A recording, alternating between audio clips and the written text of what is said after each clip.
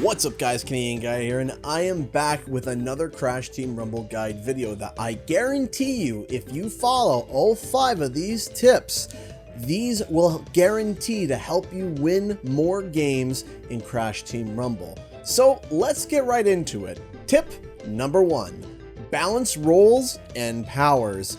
Each character has a role that follows a typical pattern. Scorers focus on putting points on the board, boosters focus on collecting relics, blockers focus on being the biggest nuisance to the enemy team.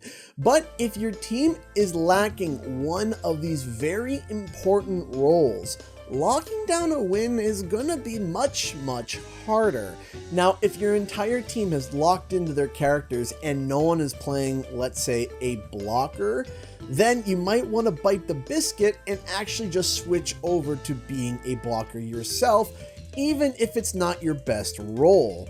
Also, while everybody running Greg, Gas, Moxie, and Guard sounds fun, having a mix of different powers is incredibly beneficial for the entire team. Essentially, you want to have a good mix of roles and powers to make sure that your team has an answer for anything that the enemy team throws at you. Tip number 2, don't be one-dimensional. What do I mean by one-dimensional? I mean, don't be so hyper-focused on one singular task and one task only. While roles are a great way to direct you on how or what you should be doing as a character, but don't strictly focus on that one single task alone. For example, if you're a scorer, you should be grabbing as much wumpa fruit as possible. But you also should be helping your teammates lock down gem pads, relics, etc. If you're a booster, you still should be turning in wumpa fruit for your entire team. The point is, know when you're supposed to break from your typical tasks. If your team locks down all the gem pads, then everyone should be turning in wumpa fruit. If the enemy team gains a massive boost and it gives them a chance to surpass you in points and win the game, you should be fighting and stopping them from turning in until at least the boost is gone. And if your team is a couple relics away from getting that epic relic station, you should be helping cash in or defend for those few relics, regardless of what character or role you're playing. Tip number 3, don't waste time. A match in Crash Team Rumble can be over in less than 5 minutes.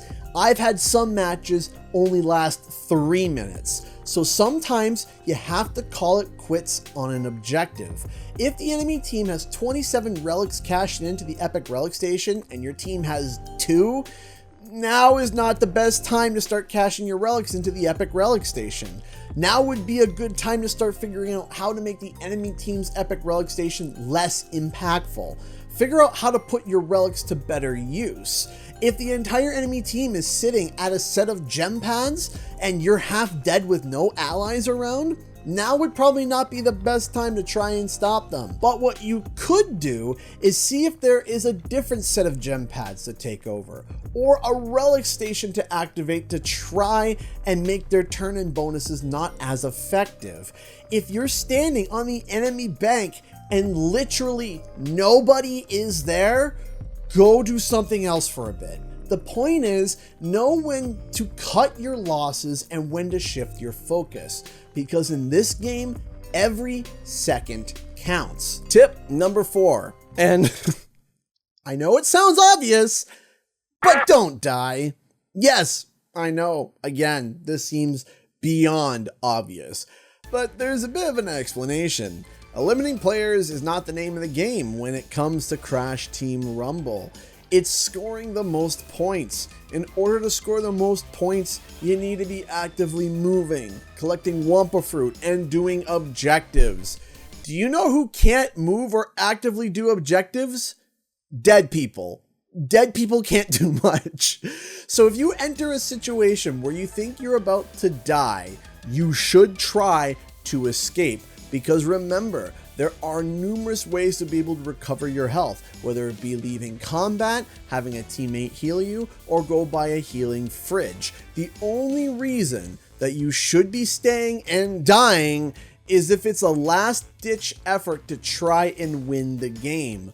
Otherwise, 9 times out of 10, it's best that you just get up and get out, heal up, collect some wumpa fruits and relics, and if the objective is still up, then try again. Because here's the thing, if you die, you lose all your wumpa, you respawn back at your bank, and a portion of your relics is given to the person who just eliminated you. So, literally, try not to put yourself in a spot where you die for literally no gain. And finally, my last, but probably my most important tip. Tip number 5. Gem pads win matches. Gem pads are arguably the most important objective besides cashing in wumpa fruit and winning the game. When a match starts, the first thing you need to make sure that happens is to lock down your team's side gem pad set.